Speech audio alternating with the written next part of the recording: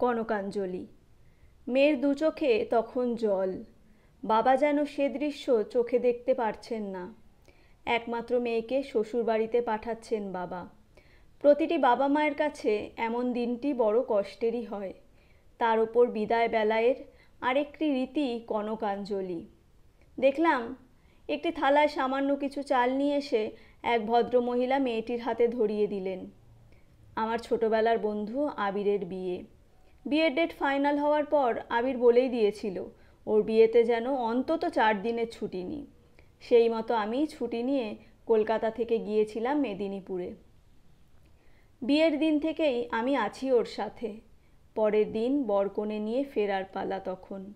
মনে মনে ভাবছিলাম এই এক বিচ্ছিরি নিয়ম কনকাঞ্জলি, যা মনকে সত্যিই ভারাক্রান্ত করে। বাবা মায়ের সব ঋণ শোধ করে দিয়ে মেয়েকে চলে যেতে হবে তার নতুন সংসারে। পাশ থেকে কে একজন বলে উঠলেন, কোথায় গেল সব, আর কনকাঞ্জলিটা কে নেবে? আসলে মেয়েটির মা নেই, বছর 7 আগে মা মারা গেছেন। একজন বয়স্কা মহিলা পাশ থেকে বলে উঠলেন, মা নেই তো হয়েছেটা কি, কনকাঞ্জলি নীলুই নেবে।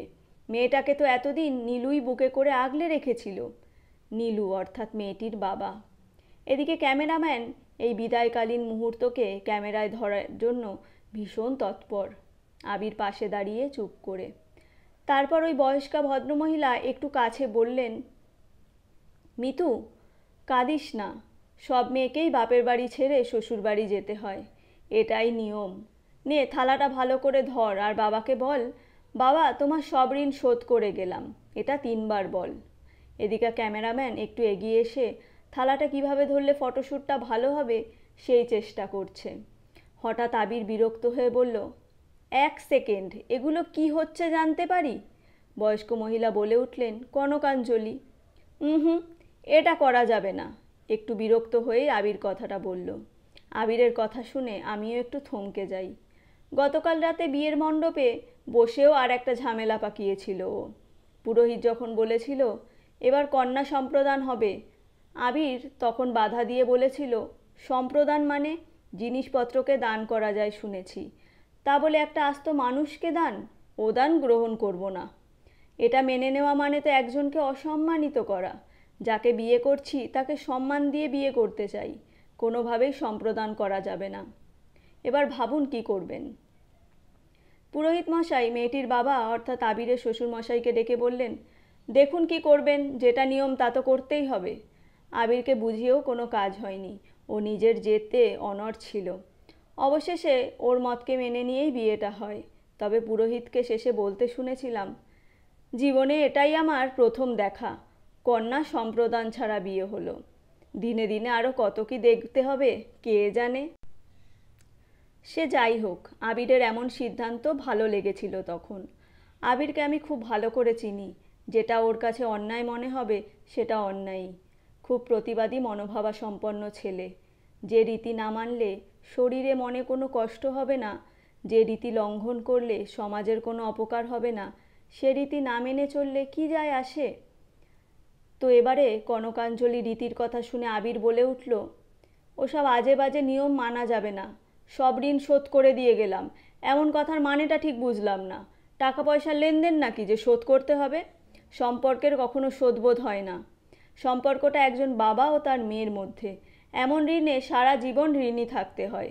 জীবনে কিছু ঋণ থাকে যা শোধ করতে নেই, সে ঋণ তো জন্ম জন্মান্তরের। তারপর ক্যামেরাম্যানের দিকে তাকিয়ে বলল, ভাই তুমি ক্যামেরাটা অফ করো।